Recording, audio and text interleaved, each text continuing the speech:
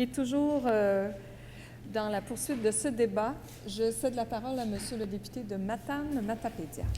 Merci, Madame la Présidente. À mon tour d'intervenir sur le projet de loi 59, loi édictant la loi concernant la prévention et la lutte contre les discours haineux et les discours incitant à la violence et apportant diverses modifications législatives pour renforcer la protection des personnes. Déjà, les mots sont chargés, c'est le cas de le dire. C'est un projet de loi qui n'est pas prématuré, assurément, en ce qui a trait aux attentes du public, aux attentes de l'opposition, quant à différents événements qui sont arrivés. Je pense à, entre autres, à l'affaire Charkaoui, au discours haineux de certains imams, à une radicalisation qui n'échappe pas le Québec, Madame la Présidente.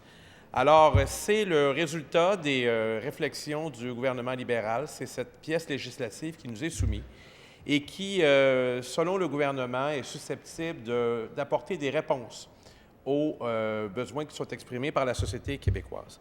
Quand je dis que ce n'est pas prématuré, c'est juste.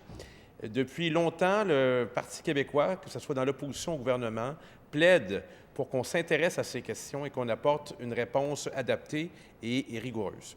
En ma qualité de porte-parole en matière de sécurité publique, évidemment que le sujet m'intéresse parce que lorsqu'il y a radicalisation, il y a potentiellement des gestes qui sont posés qui peuvent avoir une incidence sur la sécurité publique, sur la sécurité du public. Sur cette question, ainsi que sur d'autres questions qui sont liées cette fois à l'identité, il nous apparaît difficile pour le gouvernement d'abord de s'intéresser à ces questions, de les prioriser et ensuite de trancher. On voit souvent une hésitation, des malaises, une division sur ces différents enjeux. Lors des interventions de l'ex-député de Lapinière, Fatima Ouda-Pépin, qui a une réelle expertise dans le domaine, on a pu constater qu'il y avait une divergence importante avec son groupe parlementaire. Pourtant, Mme Ouda-Pépin est une sommité dans la matière. Elle est reconnue. À tout le moins, elle a un propos qui est unique, une expertise unique au sein du caucus libéral. Ce n'est pas l'expérience professionnelle du premier ministre en Arabie saoudite qui lui a amené une expertise dans ce domaine qui a été utile au fin du débat parce que ça ne paraît pas dans le projet de loi. Alors, une députée aura envoyé des signaux au sein de son caucus. Résultante, elle n'est plus là. Elle est remplacée par l'actuel député de Lapinière et ministre de la Santé. Alors, c'est à nous maintenant de poser des questions, de réitérer les valeurs sur lesquelles on se base et d'indiquer que ce n'est pas seulement l'opposition qui se pose des questions, mais un grand ensemble de groupes qui ne sont pas affiliés à aucune formation politique, dont d'éminents juristes. Alors, tout au long des consultations particulières qui ont commencé à la mi-août, il y a eu des mémoires qui ont été déposées par des groupes intéressés à ces questions. Et nous, on a posé des questions importantes. Quant aux deux parties du projet de loi, il y a fait référence, qui sont très différentes, qui devraient être distinctes, ça devrait être scindé. Et parmi les questions qu'on se pose, quant à la partie 1, entre autres, et la partie 1, c'est la création d'une nouvelle loi, la loi concernant la prévention et la lutte contre le discours haineux et les discours incitant à la violence. Cette partie 1-là, les questions, elles sont assez fondamentales, merci. Est-ce qu'on va assister à la création d'un tribunal des idées? Alors, quand le nouveau premier ministre du Canada dit « parce qu'on est en 2015 », là, j'espère que ce n'est pas le même type de réponse. Parce qu'on est en 2015, il faudrait arriver à ça. Ça, c'est une question qui est très pertinente. Un tribunal des idées, hein, une nouvelle pièce législative. Souvent, on trouve que la ministre n'intervient pas dans des dossiers où elle devrait le faire, mais là, elle intervient dans un dossier où on ne s'y attendait pas. Un tribunal des idées. Ça n'a pas été réclamé par personne. En fait, quelques groupes seulement, puis on indiquera lesquels. Deuxième question, pourquoi créer une infraction pénale calquée sur une infraction criminelle qui existe déjà, qui est déjà prévue dans le Code criminel? Donc, il y a là un dédoublement qui nous apparaît inutile, à moins qu'on nous démontre clairement qu'il n'est pas applicable ou que la législation qui nous est proposée va faire en sorte de combler un trou juridique, un vide juridique. Il nous apparaît que ce n'est pas le cas non plus. Troisième question, pourquoi confier un pouvoir d'injonction alors que les tribunaux réguliers ont déjà ce pouvoir? Alors, il y a de multiples juristes au sein du groupe parlementaire libéral. En fait, il y en a un de moins depuis que l'ex-député de Fabre a quitté, mais il y a de nombreux juristes qui peuvent indiquer à la ministre qu'il existe déjà des dispositions qui permettent d'atteindre l'objectif qui est celui visé.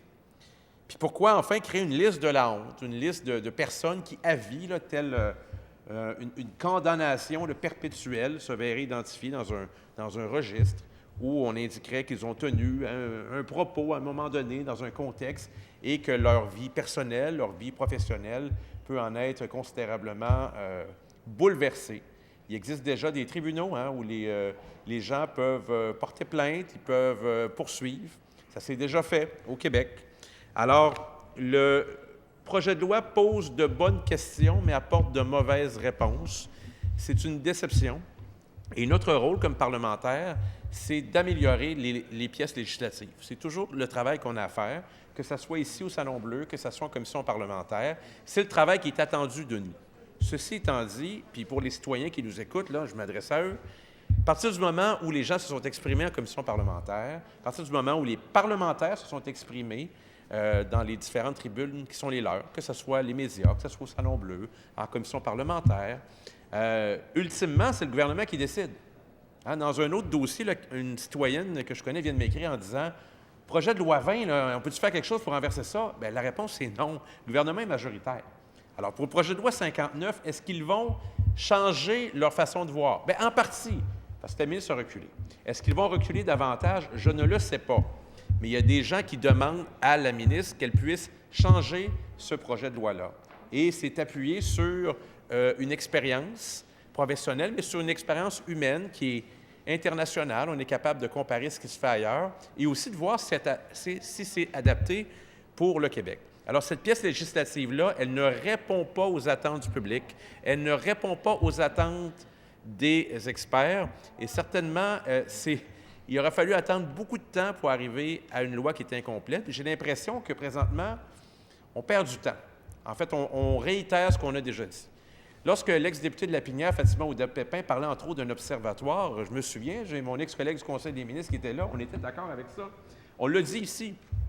Bon, que c'était utile parce que ça permet d'intervenir en amont, de prévenir les phénomènes, de s'assurer qu'on a une expertise qu'on n'a pas présentement, puis surtout de reconnaître une chose, de la radicalisation au Québec, ça existe, Madame la Présidente. Pourquoi le Québec serait à l'abri de ça? La suite demain, Madame la Présidente. C'est bien ça. Alors, à ce point-ci, Monsieur le député, je dois vous demander si vous avez terminé votre intervention. Madame la Présidente, j'aimerais poursuivre mon intervention demain. Alors, vous pourrez poursuivre lorsque le débat sur l'adoption du principe du projet de loi 59 sera rappelé.